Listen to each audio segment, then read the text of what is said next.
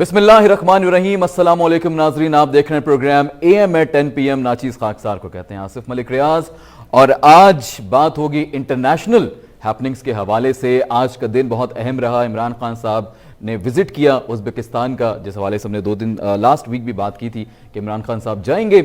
आज हमने देखा जी, इमरान खान साहब ने भी न्यूज़ कॉन्फ्रेंस से भी पे भी बात की उन्होंने। वो आपने देखी स्टार न्यूज़ पे, आप लाइव भी देख रहे होंगे साथ साथ।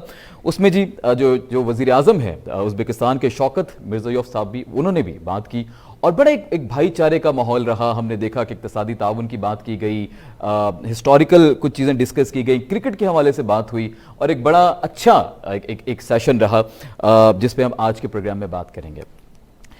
इसको डिटेल में हम डिस्कस करेंगे, लेकिन उसके साथ साथ आज जो साथ एक मौजू रहेगा वो अफगानिस्तान के हवाले से रहेगा और उज़्बेकिस्तान, अफगानिस्तान, पाकिस्तान का जो ट्रेन मंसूबा है वो भी इसमें शामिल होगा। अफगानिस्तान में के हवाले से 3-4 बहुत अहम आज मौजूआत हैं, जो मुद्दे हैं जिसको हम डिस्कस करेंगे। हमारे सीनियर तरीन आज एनालिस्ट हमें ज्वाइन करने वाले हैं। सबसे पहले बात होगी अफगानिस्तान से। ऑफ कोर्स अमेरिका जा चुका, तो भारत ने अपने सिफारती जो ताल्लुकात हैं वो भी कहीं ख़त्म कर दिए हैं। मुबैना तौर पर रॉ के एजेंट आप उनको कह लें या फिर आप उनको सिफारतकार कह लीजिए, वो अब भारत में नहीं रहे, वो भी शिफ्ट हो चुके हैं इंडिया वापस। और ये बात वजीर खारजा ने भारत के कंफर्म की है कि हाँ, हम अफगानिस्तान से जा चुके हैं। पाकिस्तान का रोल क्या होगा हम देख रहे हैं। हम कोशिश करते हैं कि हर 2 हफ्ते बाद एटलीस्ट इस हवाले से बात करें, बिकॉज पाकिस्तान का रोल बहुत इंपॉर्टेंट होने वाला है इस खत्ते में। पाकिस्तान एक बहुत इंपॉर्टेंट हैसियत रखता है इस खत्ते में, और आपको पता है कि अमन के हवाले से भी पाकिस्तान की तरफ देखा जाता है। तो अब इस वक्त जो है अमन की तरफ अगर हम करने वाले हैं तो क्या करने वाले हैं, तो इस वक्त जो एक पेशरफ्त ये हुई है जी कि 18 और 19 जुलाई को अफगान अमन कॉन्फ्रेंस के नाम से हम मेजबानी करने वाले हैं इस्लामाबाद में। उसके अंदर जिन लीडरान के नाम हैं, मैं वो नाम भी आपके साथ शेयर करूंगा कि कौन कौन से ऐसे लीडरान हैं जिनको मदऊ किया गया। इमरान खान साहब की बात भी हुई है हामिद करजई साहब से भी, और ताशकंद में भी शायद मुलाकात होगी अशरफ गनी साहब से। इमरान खान साहब की भारतीय वफद से मुलाकात नहीं होगी, लेकिन ये शाह महमूद कुरैशी साहब ने कहा है जी। जो लीडरान जिनको मदऊ किया जा रहा है जी, उनके अंदर जिनको खतूत अरसाल कर दिए गए हैं, फवाद चौधरी साहब ने इस बारे में कहा कि हामिद करजई साहब को, सलाउद्दीन रेहानी साहब को, अफगान सदर के नुमाइंदे खसूसी उमर दाउजनी साहब को और साबिक वजीर खजाना उमर राखिल वाला को भी ये भेजे गए हैं लेटर्स। तो बहुत सारे ऐसे लीडर्स हैं, उनको बुलाया गया है। अभी अमन कॉन्फ्रेंस का बेसिकली एजेंडा क्या है, ये भी आज हम बात करेंगे इस हवाले से। मुझे बताया जा रहा है जी, हमें गेस्ट ने ज्वाइन कर लिया। सबसे पहले ब्रिगेडियर रिटायर्ड हमारे साथ मौजूद हैं इसहाक साहब, इसहाक अहमद साहब। सर, आपका बहुत शुक्रिया, आज आपने डिफेंस एनालिस्ट के तौर पे हमें हमारे साथ ज्वाइन किया है। Thank you so much sir, आपको वेलकम कहेंगे स्टार न्यूज़ पे। Thank you very much Asif, thank you very much sir. सबसे पहले बात कर लेते हैं अफगानिस्तान की, बिकॉज आप माशाल्लाह आप सर्व भी कर चुके हैं आर्मी को और बहुत अहम ओहदे पे भी आप रहे हैं, तो आप बखूबी वाकिफ होंगे पाकिस्तान अफगानिस्तान के हवाले से सूरत हाल पैदा हो रही है। सर, एक खबर मैंने भी और भी सुनी है, और वो खबर ये है कि जो बाब, आज मेरे ख्याल में एक और हमने बॉर्डर के ऊपर जो बाब दोस्ती है 2 रोज बंद हो गया था। जब हमने देखा कि अफगानिस्तान की तरफ से, तालिबान की तरफ से उस पर कंट्रोल हासिल कर लिया गया, तो वो 2 दिन से बाब दोस्ती जो है उसको बंद कर दिया गया था। लेकिन आज जो चमन में दोबारा से उसको खोला गया, और पाकिस्तानी जितने अफगानिस्तान में हैं वो वापस आ सकते हैं, और अफगानिस्तान के जितनी भी अवाम या उनके जो रिहायशी यहाँ रह रहे हैं पाकिस्तान में, वो वहाँ जा सकते हैं। इस पर्पज़ के लिए खोला गया है, और ये एक अच्छा स्टेप है तालिबान और पाकिस्तान के बीच में। सर, आपसे मेरा इंपॉर्टेंट सवाल, और ये सवाल का जवाब मेरे ख्याल में आपसे बेहतर कोई नहीं दे सकता, अगर अफगानिस्तान में तालिबान की हुकूमत आ जाती है और तालिबान पूरे अफगानिस्तान पर कंट्रोल हासिल कर लेते हैं, तो क्या पाकिस्तान दोस्ती का हाथ बढ़ाएगा तालिबान से? नाम बढ़ाने का तो कोई सवाल ही नहीं पैदा होता ना। अच्छा। वो इसलिए कि एक तो वैसे ही खैर बदनाम है। बदनाम इसलिए है कि हमें ब्लेम करता है पूरा खिता भी, और अफगान भी, और अमेरिकन भी, और नेटो, और जितने भी लोग थे। अनफॉर्चुनेटली फॉर्चुनेटली जो भी हम कहें, तालिबान काफ़ी अरसा हमारे साथ क्लोज रहे हैं, ख़ास तौर पर 94 से लेकर 2001 तक। अच्छा। 2001 के बाद हमारे रिलेशनशिप डिस्टर्ब हुए उनके साथ, जब पाकिस्तान ने यू टर्न लिया और ग्लोबल वॉर ऑन टेररिज्म के अंदर हमने हिस्सा लिया। लेकिन उसके बावजूद हम पे ये एलिगेशन रही है कि हम उनको सपोर्ट करते रहे, करते नहीं रहे या करते रहे हैं, ये एक डिबेटेबल इशू है। ठीक हो गया। लेकिन बात उसी जगह पे आती है कि क्या तालिबान पूरे अफगानिस्तान पर काबिज हाँ। होंगे, हो सकते हैं। अभी तक की जो इंडिकेटर्स हैं इस वक्त तक के जो आ रहे हैं अफगानिस्तान से, वो लोग मिलिटरीली उसको टेक ओवर करने की कोशिश नहीं कर रहे। ठीक है। वरना किसी न किसी बड़े शहर पर उनका अभी तक कब्जा हो चुका होता। सर हो तो गया है काफी शहरों पे माशाल्लाह। अब तो वो देखें, वो ढाई तकरीबन 230 से ज्यादा जिलों तक पहुंच गए हैं, वो अजला तक उन्होंने नहीं, कंट्रोल बिल्कुल संभाल लिया। आसिफ क्लैरिटी हाँ यहाँ पर जी एक जी, प्लीज प्लीज। हाँ किसी भी प्रोविंशियल कैपिटल, उनके 34 सूबे हैं ठीक है। अफगानिस्तान हाँ में। हाँ 34 में से सिर्फ एक सूबा है, वो है बदख्शान का, ठीक है। जिसका कैपिटल है फैजाबाद। फैजाबाद के अलावा कोई भी प्रोविंशियल कैपिटल इस वक्त प्रोविंशियल तालिबान कैपिटल के, उनके कंट्रोल में नहीं है। ठीक हो गया। जी ठीक हो बिल्कुल गया। कोई भी उनके कैपिटल उनके कंट्रोल में नहीं है। ठीक है। हाँ, कैपिटल के इमीडिएटली आउटसाइड जितने भी जिले नजर आ रहे हैं, कंधार हो गया, हेलमंद हो गया, जाबुल हो गया, ऊपर फारियाब हो गया, बदगीस हो गया, इन तमाम इलाकों में इवन सबसे ज्यादा इंपॉर्टेंट मैदान शहर है जो कि काबुल के नजदीक है बिल्कुल। इन इलाकों में उन्होंने उलसवालीज, ये लोग कहते होते हैं डिस्ट्रिक्ट को, ठीक है, वो तो उन्होंने कब्जे में की हुई हैं, वहां पर उनका कंट्रोल है। लेकिन एज सच प्रोविंशियल कैपिटल किसी को भी उन्होंने अटेम्प्ट भी नहीं किया अभी तक। अच्छा, ये समझने की जरूरत है। अटेम्प्ट क्यों नहीं किया? ये बड़ा इंपॉर्टेंट पॉइंट आपने बताया जी। जरा जी हाँ, यही इंपॉर्टेंट हाँ। चीज है उसकी सबसे बड़ी, कि वो अटेम्प्ट क्यों नहीं कर रहे। वो इसको ब्लड शेड से बचने की कोशिश कर रहे हैं। मुझे मेरा अपना ताकि अवाम की नजर में, अफगानियों की नजर में उनकी वैल्यू बढ़े, और कल को अगर वो इलेक्शन का हिस्सा बनते हैं तो हुकूमत बना सकें इजीली। हो सकता है कल को वो भी इलेक्शन में आ जाएं और अपनी हुकूमत बनाना चाहें। हाँ जी बिल्कुल पॉजिटिव है ना, ये एक पॉजिटिव चीज है कि वो चाहते हैं कि लोग पीसफुली पावर इनको हैंड ओवर कर दें because of their strength which they have gained. और काबुल को वो लोग इंसर्कल करने की कोशिश कर रहे हैं। आज आपने देखा होगा कुछ उन्होंने ऑयल सप्लाई जो काबुल की तरफ जा रही थी वो उन्होंने टेक ओवर करके वो ऑयल सप्लाई सारी की सारी जाया कर दी हैं। ये इंडिकेट करते हैं उनकी स्ट्रैटेजी को। ठीक है। और स्ट्रैटेजी बड़ी क्लियर है कि वो फोर्स के थ्रू अफगानिस्तान के जो मेजर सिटीज हैं उनको नहीं कैप्चर करना चाह रहे। और वजह वही बनती है कि आप गैर जरूरी एक लाइफ लॉस है ना, नुकसान है, बमबारी का, बुलेट्स का, गोलियों का, लोगों के मरने का, प्रॉपर्टी के डैमेज होने का। तो मेरा ख्याल है इसको अवॉइड करना चाह रहे हैं। ये खुशाइन कहेंगे आप इसको? मेरे ख्याल में तो खुशाइन बात है ये तो। अगर वो पॉजिटिव स्टेप है ना, पॉजिटिव स्टेप इस लाइन से है कि आप उनको वक्त दे रहे हैं दूसरे ओपोनेंट को जो उनके हैं, कि आप निगोशिएटिंग टेबल पर आकर कोई दरमियाना रास्ता ढूंढें और दरमियाने रास्ते के थ्रू पावर हैंड ओवर करें, या पावर शेयरिंग का कोई फार्मूला बनाएं, या कोई मिडवे तलाश करें ताकि इंसानी जिया से बचा जा सके। ठीक हो गया। अच्छा सर, ये पाकिस्तान एक अमन कॉन्फ्रेंस करने जा रहा है 18 और 19 जुलाई को, जिसमें बहुत सारे लीडरान को मदऊ किया गया है। इमरान खान साहब ने हामिद करजई साहब से फ़ोन पे भी बात की है। ये पूरी सिचुएशन को आप कैसे देखते हैं, पाकिस्तान के रोल को यहाँ पे अफगानिस्तान अमन के हवाले से? देखिए, इस वक्त सबसे ज़रूरी आइटम या ज़रूरी बात जो इस वक्त होने चाहिए वो यही है कि किसी तरीके से इस खाना जंगी को रोका जा सके। ठीक है। 40 साल की जंग है जो अफगान लड़ चुके हैं और अभी भी लड़ रहे हैं।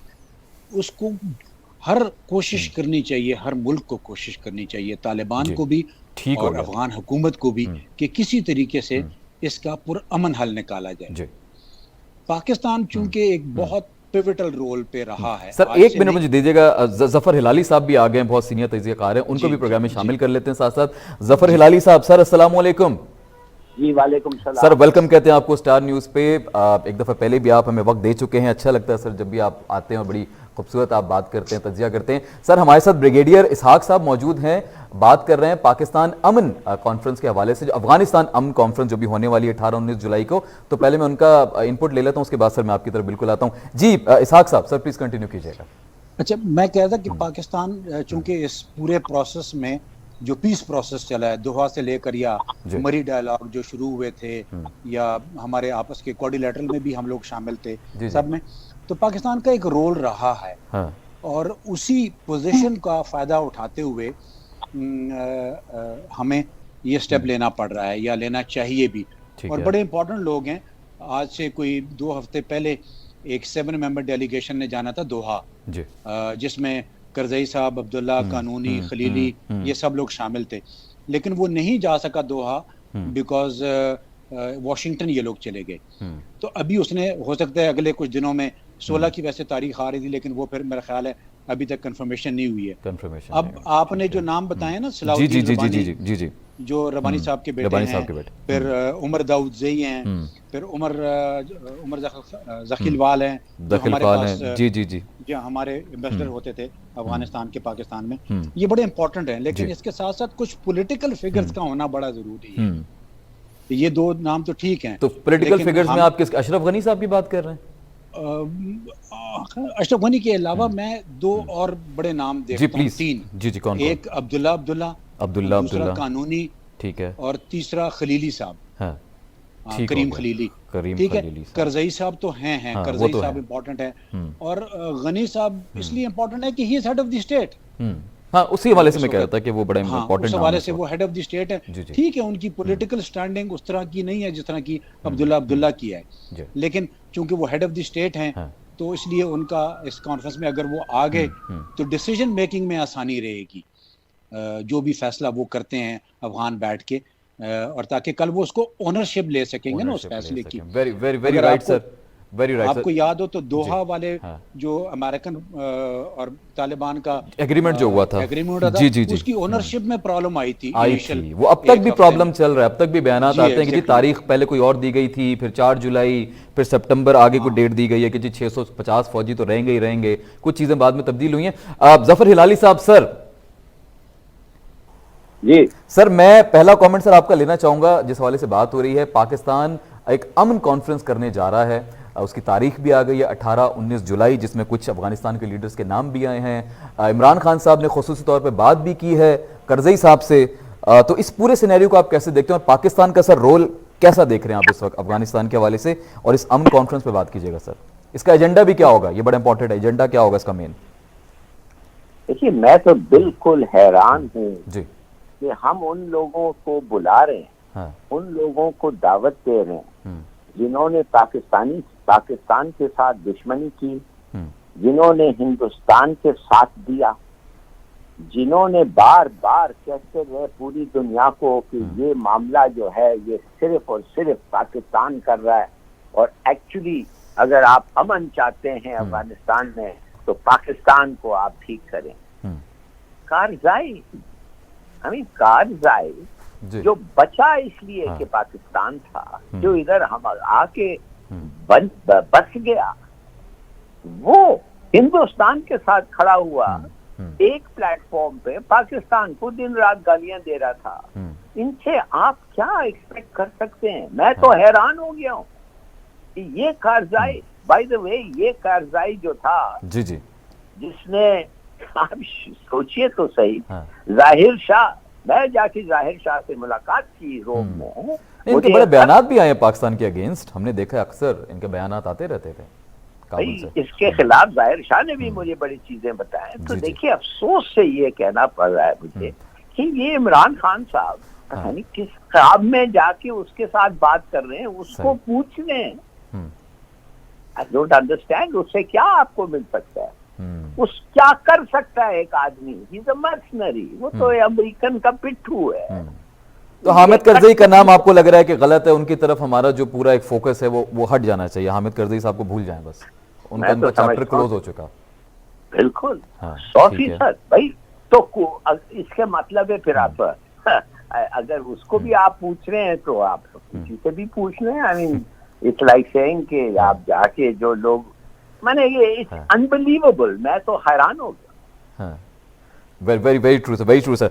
अभी सर ये बताएं कि पूरी कॉन्फ्रेंस अगर हो जाती है तो एक तो ये बताएं कि इसका मेन एजेंडा क्या होगा। अब तो चले हामिद करजई साहब और बाकी लीडरान हैं, जैसा इसहाक साहब ने बताया कि कुछ ऐसे इंपॉर्टेंट नाम हैं जिनके होने से फर्क पड़ेगा। कुछ लोग नहीं है पॉलिटिकली, बट कुछ लोग हैं जिनसे फर्क पड़ सकता है। सर एजेंडा इसका मेन क्या होगा? क्या अमन ही इसका एजेंडा है? नंबर 1। नंबर 2 सर, इसके सम्राट इस कॉन्फ्रेंस से कुछ मिलेगा हमें सर? हम क्यों कर रहे हैं ये? बड़ा बेसिक सा सवाल है। दो तीन चीजें मैं आपको बता दूं, मुझे नहीं पता हम क्यों कर रहे हैं, मगर अगर we are lending our name और ऑफिस, गुड ऑफिस, तो रहने दें, ठीक है। मगर दो तीन चीजें मैं आपको जल्दी से बता दूं। जी प्लीज। तालिबान जो हैं उनको एक चीज पता है कि मेरे ख्याल में वो 2/3 ऑफ अफगानिस्तान को फतह कर सकते हैं, ठीक है, मगर 1/3 ऑफ अफगानिस्तान ऐसा है जिनका वो फतह नहीं कर सकते। ओके। अब उन्होंने ये सोचना ये है कि क्या हम 2/3 को फतह करके ऑलवेज कंसिस्टेंटली 1/3 के खिलाफ लड़ते रहें, या कॉन्फ्लिक्ट रेजोल्यूशन मेथड अफगानिस्तान का है क्या? वो एक ही है, सब जानते हैं, लोया जिरगा। सही। अगर लोया जिरगा में उनको बुला के बिठाएं, आप ये पाकिस्तान छोड़ें फिलहाल, आप लोया जिरगा कॉल करें, उधर का मेजॉरिटी ओपिनियन लें, और वो majority opinion historically conflict resolution in Afghanistan पे वही होता है, उधर से ही आता है आपको, ठीक है। वो लेके अनाउंस करें, तालिबान अनाउंस करें कि ये है मेजॉरिटी और हम इसके साथ हैं, तो फिर जो लोग हैं जिनका उनका बनता जी सर आपकी आप जी अब बेहतर है आपकी आवाज, जी प्लीज। एक्सेप्ट करें। जी जी। You see the people who are fighting them, ठीक है, they know the majority law jirga जी जी फैसला हुआ है, तो फिर वो प्रेशर होगा उन पे कि एक्सेप्ट करें। सर मेरा एक बड़ा बेसिक सा सवाल था जो प्रोग्राम के आगाज में मैंने इसहाक साहब से किया था, मैं चाहूंगा वो सवाल मैं आपकी तरफ भी लेकर आऊं। अगर तालिबान कंट्रोल संभाल लेते हैं अफगानिस्तान में, उनकी या कहें हुकूमत बन जाती है या जोर बाजू पे मिलिटरीली, आपको लगता है कि पाकिस्तान को फिर दोस्ती करनी चाहिए तालिबान से? बहुत सिंपल सा सवाल है, दोस्ती हमें करनी चाहिए फिर अफगान तालिबान से? हैं तो वही तालिबान जिन्होंने हमें मारा भी था और सब किया। जो भी फोर्स हो जो हमारे बॉर्डर्स पे, हमारे बॉर्डर्स के साथ तक उसका कंट्रोल हो अफगानिस्तान पे, इन अदर वर्ड्स जो बॉर्डर रीजन पे जिनका टोटल कंट्रोल हो, और इनका तो फिर काबुल में भी होगा और 2/3 ऑफ द कंट्री में होगा, तो एक फैक्ट ऑफ लाइफ ना भाई। तो फिर आपको एक्सेप्ट करना पड़ेगा, तालिबान की एग्जिस्टेंस को भी एक्सेप्ट करना पड़ेगा और दोस्ती का हाथ बढ़ाना पड़ेगा। ऑब्जेक्टिविटी, जो हम लड़ते रहे हैं, जो हमारे आर्मी के जवान शहीद हुए, जो हमने देखा हमारे आम लोगों की जानें गई हैं, जो शहरियों की जानें गई हैं, बड़ी खास जानें थी वो सारी, मतलब वो भुला दें सर फिर फॉर अ गुड फ्यूचर कि चलें? भूल नहीं सकते the people who did that. मैं नहीं समझता वो तालिबान से, मैं समझता हूँ देयर अदर फोर्सेस। ओके, मैं समझता हूँ कि देयर अदर फोर्सेस, और जिसमें हिंदुस्तान तो है, ठीक है, रॉ हो गया, ठीक है, दूसरे जो आईसिस जो आया, जी जी, ISIS, ठीक है, लाया गया है, आप देख रहे हैं इन्होंने क्या किया है, इनको लाए गए हैं, लोग तो कसम खाते हैं कि इनको अमेरिकनों ने लाए हैं, और आईसिस जो है और ये बूसाड और रॉ और अमेरिकन जो है, लोग कह रहे हैं कि ये मदद कर रहे हैं ऐसे लोगों को। तो मैं आपसे ये पूछना चाहता हूँ कि ये जो फोर्सेस हैं ये तो लड़ते रहेंगे, तो इट इज वेरी इंपॉर्टेंट कि जो भी गवर्नमेंट आए वो has a friendly disposition to Pakistan, legitimate हो, ज्यादातर उसको मेजॉरिटी सपोर्ट हो, और उसको बिल्कुल आप रिकॉग्नाइज करें और उनके साथ आगे बढ़ें। ठीक है, ठीक है सर, मुझे एक छोटा सा ब्रेक लेना है, आप दोनों मेहमान प्लीज मेरे साथ रहिएगा, कुछ ही मिनट्स में दोबारा प्रोग्राम का आगाज होगा। नाज़रीन ब्रेक लेते हैं, ब्रेक से वापस आने के बाद इसी गुफ्तगू को आगे बढ़ाएंगे। इमरान खान साहब का विजिट उज़्बेकिस्तान में, उस हवाले से भी बात करनी है, कुछ और भी इस वक्त मुद्दे हैं जिस पर डिस्कशन करनी है। तारिक पीरज़ादा साहब भी हमें ज्वाइन करेंगे ब्रेक के बाद, तो आप कहीं मत जाइएगा, देखते रहिए स्टार न्यूज़ पाकिस्तान।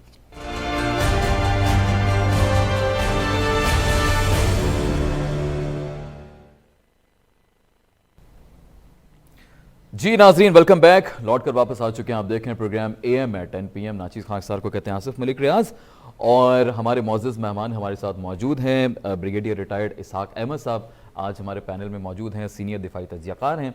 इसी के साथ साथ हमें ज्वाइन किया है हिलाली साहब ने, और हिलाली साहब का तजिया तो जी माशाल्लाह बड़ा खूबसूरती से पूरी चीज़ को डिफाइन करते हैं। तारिक पीरज़ादा साहब भी हमें ज्वाइन करने वाले हैं, कुछ कनेक्टिविटी इशूज़ आ रहे हैं उनके एंड पे, वो उसको सॉल्व करने की कोशिश कर रहे हैं, तो जैसे ही वो आते हैं उनकी तरफ भी हम बढ़ते हैं।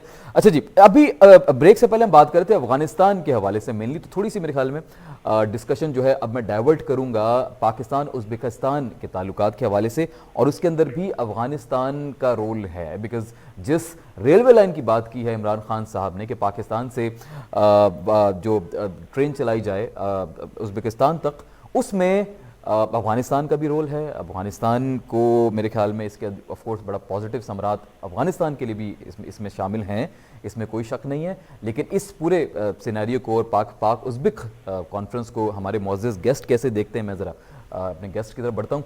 ब्रिगेडियर साहब, सर एक क्लैरिटी, मैं जी अभी हिलाली साहब बात कर रहे थे, आप आपने उनसे एक चीज पूछी जी कि तालिबान जिन्होंने पाकिस्तान के वो कहते नुकसान पहुंचाया, फौजी मरे, एक क्लैरिटी है जो मुझे हमेशा से करता रहता हूं मैं मुख्तलिफ जगहों पर। There is a big difference between TTP and Afghan Taliban. Okay, ठीक है। हम लोग पाकिस्तान में बैठे बहुत सारे लोग अभी तक इस फिनोमेना को नहीं समझ सके। अफगान तालिबान अफगानिस्तान के लिए जंग कर रहा है, ठीक है, अफगानिस्तान की आज़ादी के लिए जंग कर रहा है, अफगानिस्तान में अपनी इस्लामी हुकूमत लाने के लिए जंग कर रहा है। उनका ऑब्जेक्टिव भी वही है, उन्होंने उसी की जंग लड़ी है, और वो हमेशा से कहते आए हैं कि हमारा और किसी चीज़ से कोई सरोकार नहीं है सिवाय अफगानिस्तान के अंदर हम अपनी मर्जी की हुकूमत और अपने निज़ाम को लाना चाहते हैं। ठीक है, अब इसी के मुकाबले में आ जाएं दूसरी तरफ, जिधर आ जाते हैं तहरीक तालिबान पाकिस्तान। तहरीक तालिबान पाकिस्तान की रियासत के खिलाफ खड़ी हुई है जी, और वो कहती है, उनका जो ऑब्जेक्टिव है वो तो खैर अभी तक किसी को नहीं क्लियर हुआ कि वो चाहते क्या हैं। शरीयत उसका नाम लेते हैं जो उनको आती नहीं है, कि उनको पता नहीं कि शरीयत है क्या। सही। ये दोनों सेगमेंट आप इकट्ठा नहीं मिला सकते। जी जी, उनका कोई पैन इस्लामिस्ट विजन नहीं है। अच्छा, अफगान मैं हिलाली साहब की तरफ थोड़ा सा आऊंगा। हिलाली साहब, सर अच्छा, हिलाली साहब ये मुझे जरा बताइएगा कि ये जो ये पाक उज़्बेक जो हमने देखा है, पहले मैं आपसे इस पे इनपुट ले लेता हूं, उसके बाद इसहाक साहब की तरफ भी जाऊंगा। सर मुझे बताएं कि पाक उज़्बेक इस इमरान खान साहब के विजिट को, इस पूरे मामले को आप कैसा देख रहे हैं? बड़ी अच्छी अच्छी बातें की गई हैं, इक़्तिसादी ताउन की बात की गई है, ट्रेन की बात की गई है, तो प्लीज मुझे बताइए आप क्या राय रखते हैं? सीधी सादी बात ये है कि व्हाट इज द कनेक्शन, वह कनेक्शन किधर कैसे हो सकता है उज़्बेकिस्तान के? एक ही तरीका है ना, थ्रू अफगानिस्तान। जी जी, ओके। मैं जफर हिलाली साहब की तरफ बढ़ूंगा। जफर हिलाली साहब, सर प्लीज पाक उज़्बेक एक तो रिलेशंस के बारे में बात कीजिएगा, फिर इमरान खान साहब का जो दौरा है उज़्बेकिस्तान का, इस हवाले से प्लीज आप तज्जिया कीजिएगा। देखिए, हमारे जो ट्रेड है उज़्बेकिस्तान के साथ, हमें ये देखना है कि किस चीज में ट्रेड हो सकता है, और ट्रेड हमारे गुड्स उधर पहुंचेंगे कैसे। अगर अफगानिस्तान में अमन है तो it will go through Afghanistan. Afghanistan is important, very true sir. अगर रोड लिंक भी हो जाएगा उधर से तो बी फैंटास्टिक, फर्स्ट क्लास, फिर ट्रेड हो सकता है। मगर अगर रोड लिंक्स नहीं है तो फिर कैसे जाएगा? आई एम अफ्रेड कि जब तक रोड लिंक्स नहीं हो, ट्रेन लिंक्स नहीं हो, ये कहना ट्रेड होगा वो खास नहीं होगा। अब ये दूसरी बात है कि मुख्तलिफ मुल्कों में हम जाके इन्वेस्टमेंट कर सकते हैं। इमरान खान साहब ने कहा कुछ वफद गया भी उनके साथ इन्वेस्टमेंट पर्पस के लिए। ठीक है, अगर वो समझते हैं कि उधर पॉसिबिलिटी है सेंट्रल एशिया और रशिया को जाना, तो ठीक है, हो सकता है। मेरा अपना ख्याल है कि जब तक इंडिया का रूट थ्रू पाकिस्तान और अफगानिस्तान अगर खुलेगा तो फिर उसका इंटरेस्ट बहुत बढ़ जाएगा। पाकिस्तान जो है, I don't think it's such a big market उनके गुड्स के लिए। सर उनको हमने एक और भी हमने कहा जी कि आप हमारी सी पोर्ट यूज कर सकते हैं, उसके थ्रू आप अफ्रीका तक रसाई हासिल कर सकते हैं, इंडिया तक भी रसाई हासिल कर सकते हैं अगर हमारे ताल्लुकात इंडिया से अच्छे हो गए फ्यूचर में तो। हाँ, ठीक कह रहे हैं आप, बिल्कुल। ये भाई इन्होंने कहा है इमरान खान साहब ने, बिल्कुल एक दिया है कि कैरेट डैंगल किया है इंडिया को। मगर आपको पता है कि वो हालात ठीक होने के लिए इंडिया में ऐसी चीजें करने पड़ते हैं जो मोदी कर ही नहीं सकता है। तो ठीक, बट इट्स गुड, अच्छी बात है अगर रोड रेल लिंक्स हो जाएं, बड़ी अच्छी बात है। और हाँ बिल्कुल, और वाटर के थ्रू वो एक्सपोर्ट कर सकते हैं। वैसे तो ईरान उनको कह रहा है कि आप चार बाहर के थ्रू भी एक्सपोर्ट कर सकते हैं आप, और भी पोर्ट्स हैं इंडियन ओशन पे ईरानियन, तो बिल्कुल हो सकता है। कुछ ईरान की ट्रेड भी पाकिस्तान के हिस्से में आ गई है। ये पहले ईरान के बजरिया ईरान कुछ ट्रेड हुआ करती थी, अब वो पाकिस्तान के थ्रू करना चाह रहे हैं। मेन मकसद इमरान खान साहब का तो मेरे ख्याल में यही था, जिस हवाले से जो लास्ट वीक जब हमने इस खबर पे बात की थी तो इमरान खान साहब का विजिट इसी हवाले से था। लेकिन मेरे ख्याल में खुशाइंद है कि बहुत सारी और चीज़ें भी डिस्कस हुई हैं और ताल्लुकात बेहतर होंगे। और उज़्बेकिस्तान भी इस खत्ते के लिए मेरे ख्याल में बड़ा इंपॉर्टेंट मुल्क है। हमारे ताल्लुकात पूरे खत्ते में जितने बेहतर हो। प्रोग्रेस किया है सीड में, कॉटन सीड में, और ये वो जो हम नहीं कर पाए। हमारा बड़ा अच्छा एक जमाने में यूनिवर्सिटी होता था फैसलाबाद में, मगर अब जलालपुर यूनिवर्सिटी आपको याद है एग्रीकल्चरल का बहुत ही अच्छा था, मगर उस पर कोई काम ही नहीं हुआ है। आप देखें हमारे cotton production has fallen bye 40%।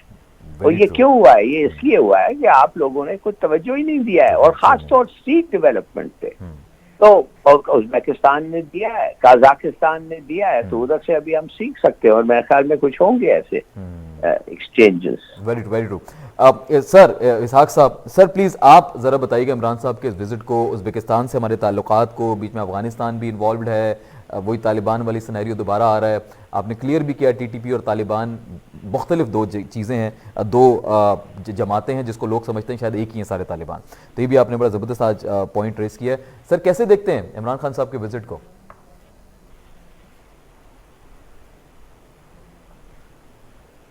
Brigadier साहब, सर मैं सुन नहीं पा रहा हूँ ब्रिगेडियर साहब को, प्लीज चेक कीजिएगा।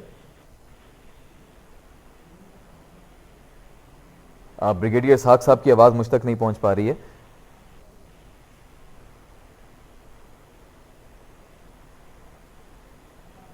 जी सर मेरे ख्याल में सर आप म्यूट हैं सर, मुझे बताया जा रहा है। ब्रिगेडियर सर जी आप जी perfect sir, perfect. Please continue sir. आपका कैमरा ऑफ आ रहा है मेरे पास। मैं सुन सकता हूं सर आपको, प्लीज कंटिन्यू कीजिए।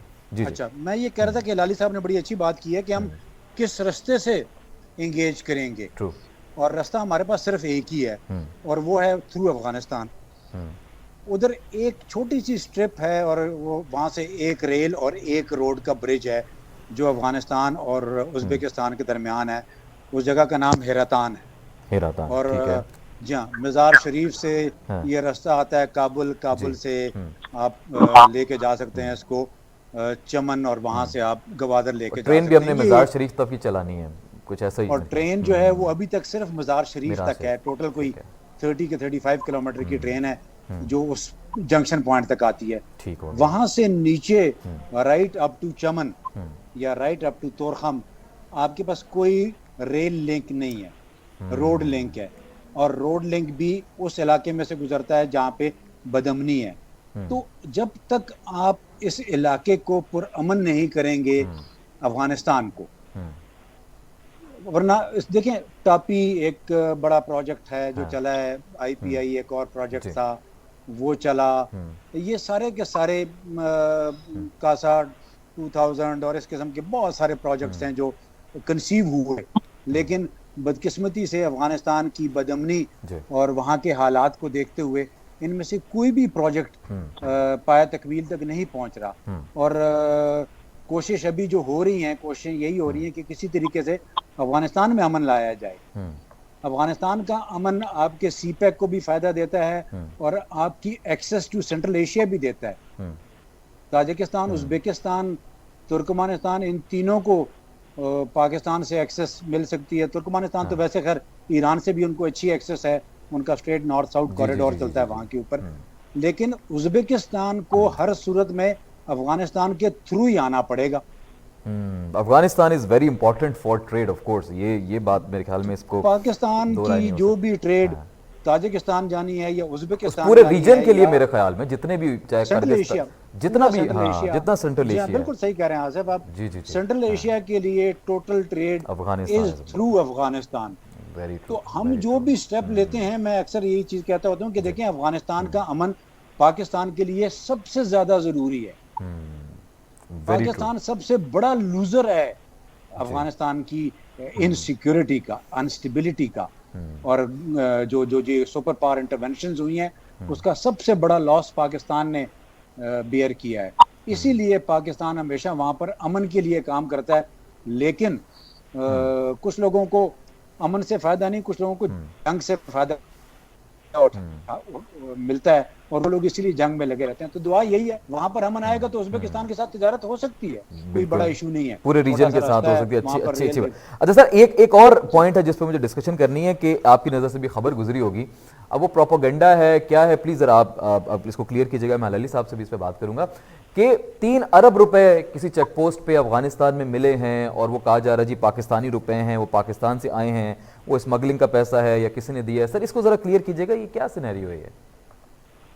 अच्छा, ये आज भी मेरे एक दोस्त आया तो उनसे मेरी इसी बात पे इसी पे डिस्कशन हुई।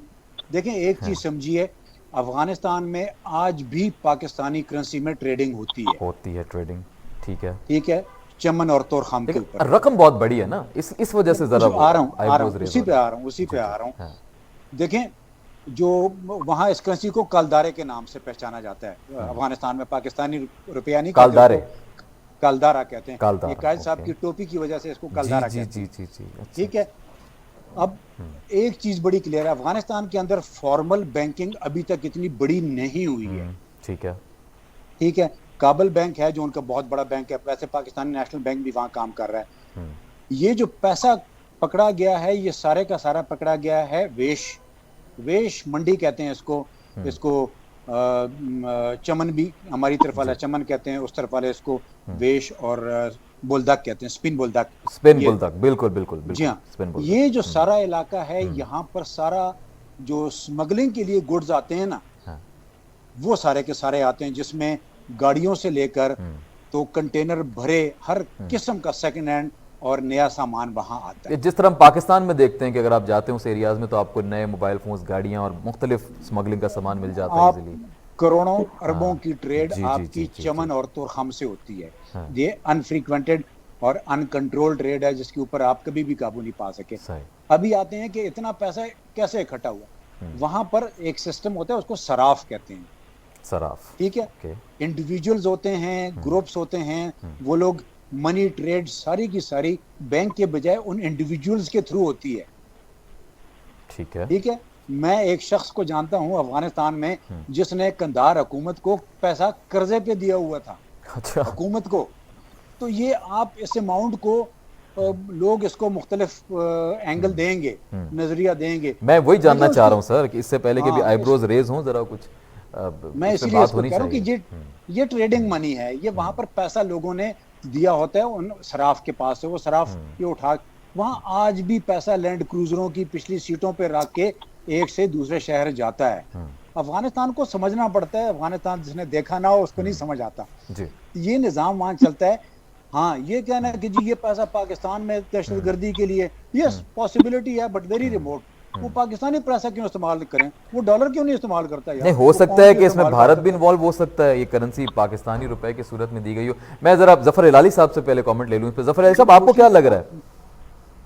भाई, मैं तो समझता हूँ कि एक अगर वेरी स्किलफुली हम एक डीमोनेटाइजेशन करें तो काफी देर तक ये जो स्पाई एजेंसीज हैं दूसरे मुल्कों के और टेररिज्म जो फाइनेंस हो रहा है इधर और उधर पैसों से, dollar is hard to come by, certainly Pakistani रुपया इतना मुश्किल नहीं है और वही फाइनेंस कर सकता है टेररिज्म को। मैं सोच रहा था कि अगर स्किलफुली, वैसे नहीं जैसे मोदी ने किया था, मगर अगर स्किलफुली ये हम करें तो काफी ब्लैक मनी, काफी ये होगा, आई मीन वो खत्म हो जाएगा और कुछ हद तक मेरे ख्याल में टैक्स इवेजन और ये वो जो है फ्रॉड जो हो रहा है वो भी अकाउंटेबल हो जाएगा। तो आई डोंट नो, मैंने ये जस्ट सजेशन, मगर ऐसा वक्त आ गया है कि इतने सारे पैसे अनअकाउंटेड फॉर, नोबडी नोज किसके हाथ में कैसे आए।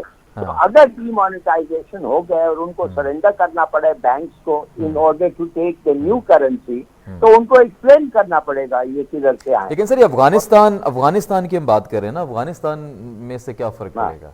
अब 3 अरब क्यों नहीं? रुपए तो अफगानिस्तान की एक पोस्ट से मिले हैं, तो उसका हम क्या करें? वो तो ब्लेम करेंगे हमारे ऊपर। आप अगर डीमोनेटाइज हाँ, करेंगे, जी। समझिए 5,000 रुपया का नोट अगर डीमोनेटाइज ठीक कर है। दें, तो और आप अनाउंस करें कि अगर आपको नया नोट चाहिए तो आपको एक्सप्लेन करना जिस पड़ेगा तरह कि इंडिया में आपके हो हाथ- चुका है पहले। जैसे इंडिया में हुआ, मगर वो उन्होंने तो तबाकुन फेलियर था।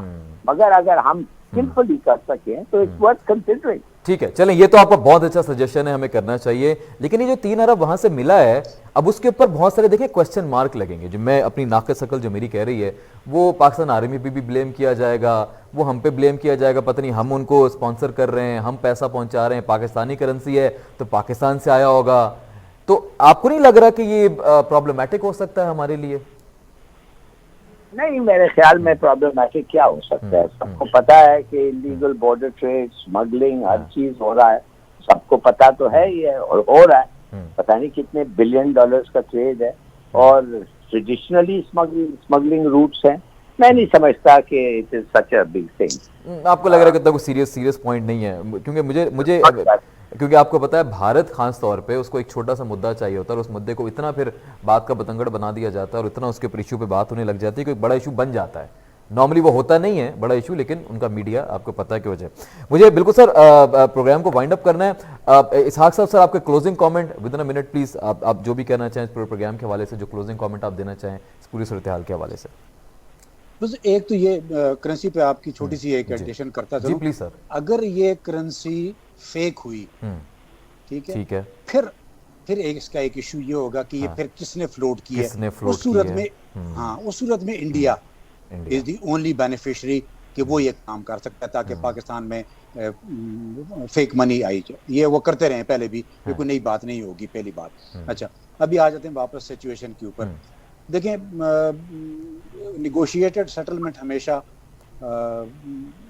अच्छे फ्रूट लाती है। अच्छा फ्रूट लाती ये जो डेलीगेशन जिसका पाकिस्तान कोशिश कर रहा है, मैं इसको इसलिए इस एंगल से देखता हूँ कि हम इस सेटलमेंट में जितना ज़्यादा रोल प्ले करेंगे, हमें उतना उसका फ़ायदा पहुंचेगा। इसलिए फ़ायदा पहुंचेगा कि अफगानिस्तान का अमन पाकिस्तान के लिए सबसे ज़्यादा फ़ायदेमंद है, तमाम मुल्कों से बढ़ के।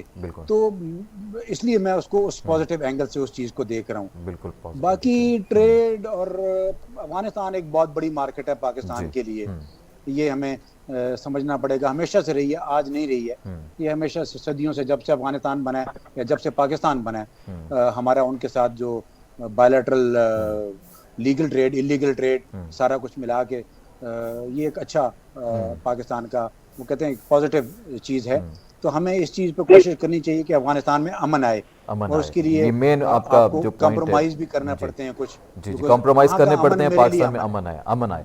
जी, हलाली साहब, sir please, sir last minute sir, please conclude कीजिएगा। बस ठीक है, आई थिंक पीस इन अफगानिस्तान सबके लिए वाइटल फैक्टर है, और मैं समझता हूँ पीस इन अफगानिस्तान एक ही तरीके से आ सकता है कि लोहे जिरगा हो, और उधर का जो कंसेंसस है, मेजॉरिटी ओपिनियन है, उसको जो सबसे तगड़ा पार्टी है लगता है वो अफगान तालिबान है, वो आगे लेके चले, और जिन लोगों के साथ उनकी डोमिनेशन है उनसे बात करके एक मसला, एक हल निकालें इसका, और हल हो सकता है, निकल सकता है। और एक ही तरीका मेरे जो वहाँ पे मेजॉरिटी है उनको हुकूमत दे देना चाहिए, सिंपल कंट्रोल दे देना चाहिए। तो अमेरिका भी चला गया। The most powerful force is the Taliban, ये तो देख रहे हैं sir. And the Pashtuns are in numbers the most, है ना? तो वेरी ट्रू सर, वही बनता है। Very true sir. Zafar Hilali sahab, sir once again thank you so much, आज आपने वक्त दिया, बहुत अच्छा लगता है आपसे बात करके। ब्रिगेडियर इसहाक साहब, सर आज पहली दफ़ा आपने ज्वाइन किया, बहुत अच्छा लगा सर। इंशाल्लाह आपको आगे दीगर मौज़ूआत जब भी बात होगी इंटरनेशनली आपको मदू करेंगे। नाज़रीन, आज बड़ी ज़बरदस्त गुफ्तगू रही, पूरी सिनेरियो के ऊपर बड़ा ज़बरदस्त आज तजिया हुआ है। मेरे ख्याल में देखते हैं सिचुएशन आगे कैसे बढ़ती है। जब अमन कॉन्फ्रेंस होती है, अफगान अमन कॉन्फ्रेंस 18-19 जुलाई को, उसके बाद हम कोशिश करेंगे इस पर दोबारा प्रोग्राम करेंगे और देखते हैं कि बेसिकली जो एजेंडा है वो क्या है, किस वजह से पाकिस्तान इन्वॉल्व हो रहा है, क्या वाकई अमन हम चाहते हैं, पाकिस्तान का रोल क्या हो सकता है, पाकिस्तान क्या प्रपोज करता है उस कॉन्फ्रेंस में। पूरी जो सूरत हाल होगी उस पर इंशाल्लाह फिर बात करेंगे। फिल वक्त के लिए इतना ही, इंशाल्लाह कल आपसे होगी मुलाकात ठीक रात 10 बजे। स्टार न्यूज़ के साथ रहिए। आसिफ मलिक को दी इजाज़त। फी अमानिल्लाह, खुदा हाफिज़।